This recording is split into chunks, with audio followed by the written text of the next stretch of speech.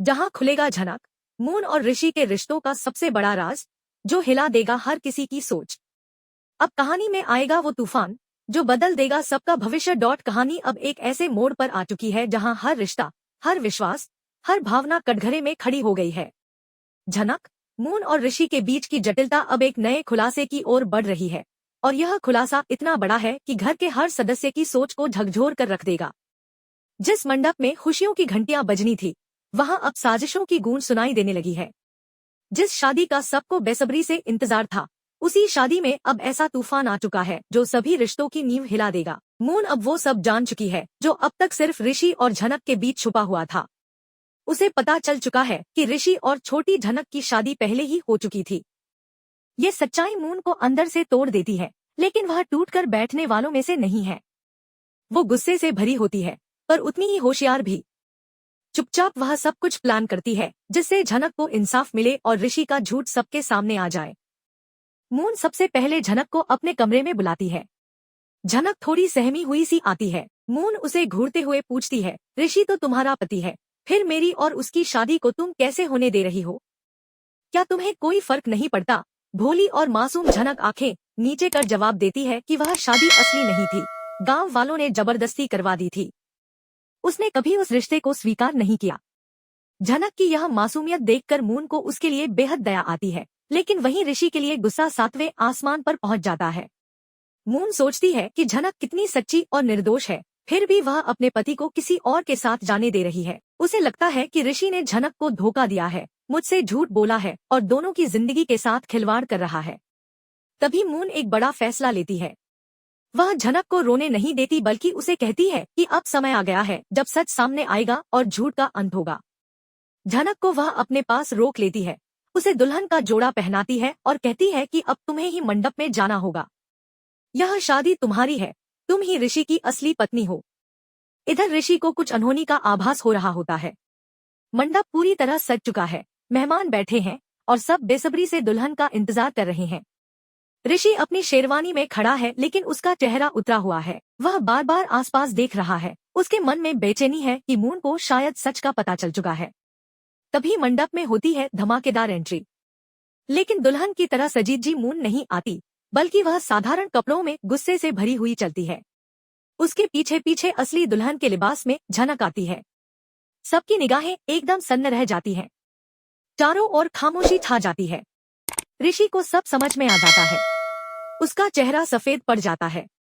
वह घबराहट में पसीना पसीना हो रहा है। मून गुस्से से कांपती हुई ऋषि की ओर इशारा करके पूछती है, तुम्हारी हिम्मत कैसे हुई मुझे धोखा देने की? जब सच्चाई बताने का समय था तब तुमने क्यों छुपाया कि तुम्हारी शादी पहले ही हो चुकी है? पूरे मंडप में एक सन्नाटा फैल जाता है। रिश्तेदार, मेहमान, घर वाले सब हैरानी से एक दूसरे की तरफ देखने लगते हैं। ऋषि हक्का बक्का रह जाता है, उसके पास कोई जवाब नहीं होता।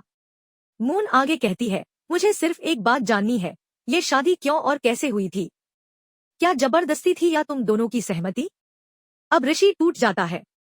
उसे समझ नहीं आता कि अब क्या कहे। वह सोचता है जरूर मून को कोई फोटो या वीडियो मिला होगा जिसमें झनक और उसकी शादी की बात सामने आई होगी।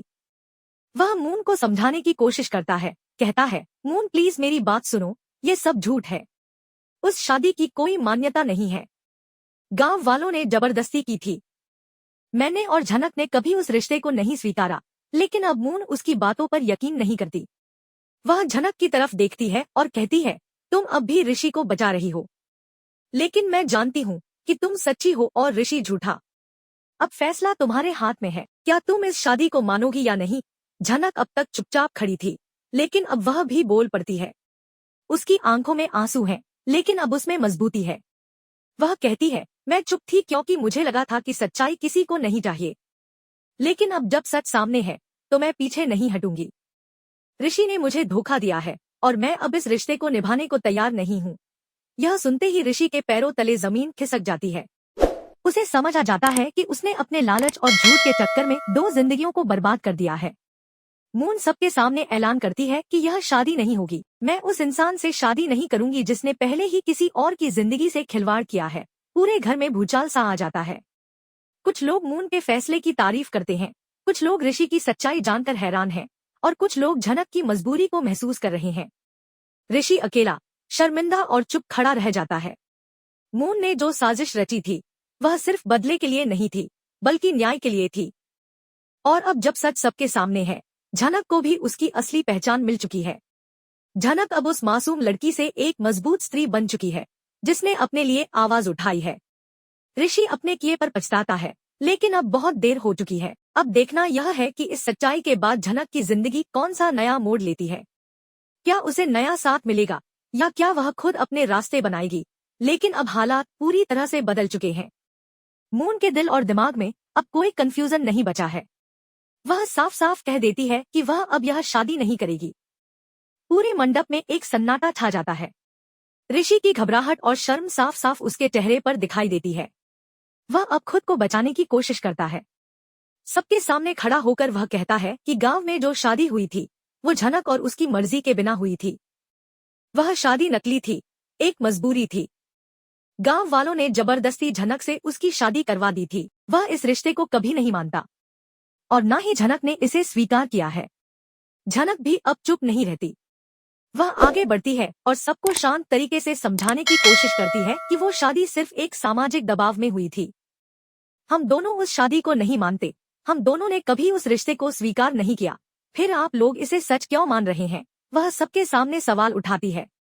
फिर मून की तरफ मुड़कर कहती है, अगर ऋषि तुमसे प्यार करता है तो उसी से तुम्हारी शादी होनी चाहिए।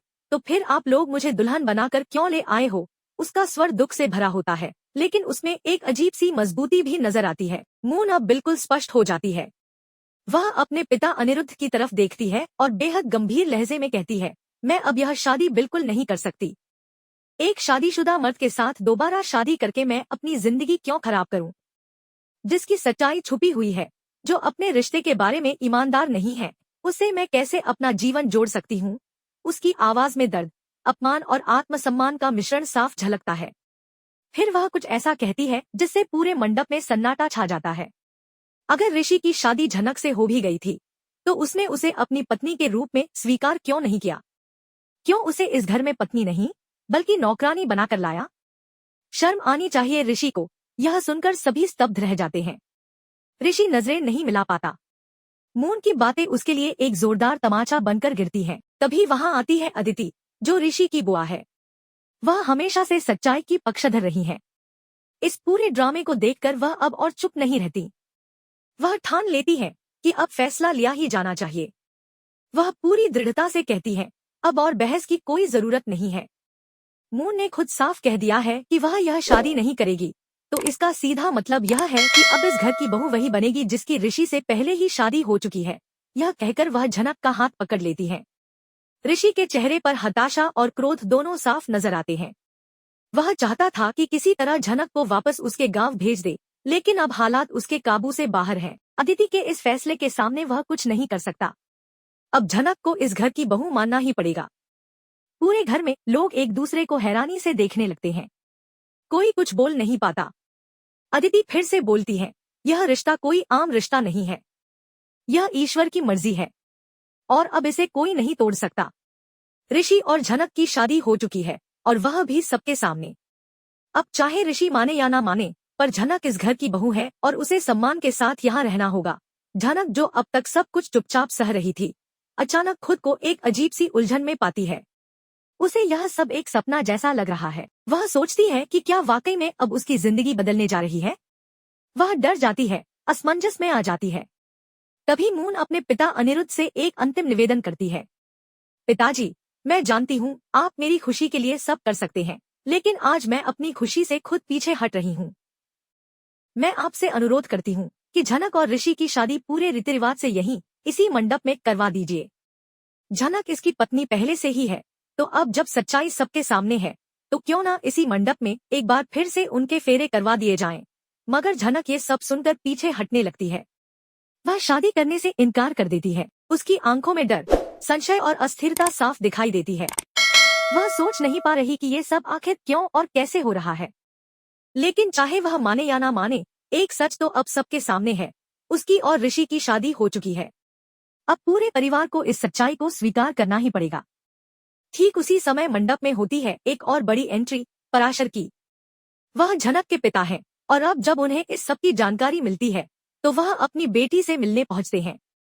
पराशर जब पूरे हालात को समझते हैं तो उनके चेहरे पर गुस्सा, दुख और चिंता साफ नजर आती है। अब सबसे बड़ा सवाल यही है कि क्या पराशर अपनी बेटी को इस धोखे में छोड़ देंगे या फिर वह उसके लिए लड़ेंगे, उसे इंसाफ दिलवाएंगे। अब जब झनक को सबके सामने पत्नी के रूप में मान्यता मिल रही है तो क्या वह सच में इस घर में बहू के रूप में अपनी जगह बना पाएगी?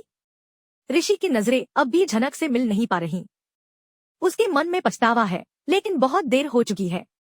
मून अपने प्यार का बलिदान दे चुकी है, लेकिन क्या वह ऋषि को कभी माफ कर पाएगी? इन तमाम उलझनों और सवालों के बीच एक नई कहानी जन्म ले रही है, एक नई शुरुआत, जिसमें झनक को लड़ना है अपने सम्मान के लिए, अपने रिश्ते के लिए, और वहीं ऋषि को अब खुद से अपने किए हुए पापों से सामना करना होगा। तो दोस्तों, क्या आपको लगता है कि ऋषि और झनक के बीच अब एक नया रिश्ता बन पाएगा? क्या मून इस दर्द से उबरकर फिर से मुस्कुरा पाएगी? और क्या पराशर अपनी बेटी की खातिर कोई बड़ा कदम उठाएंगे?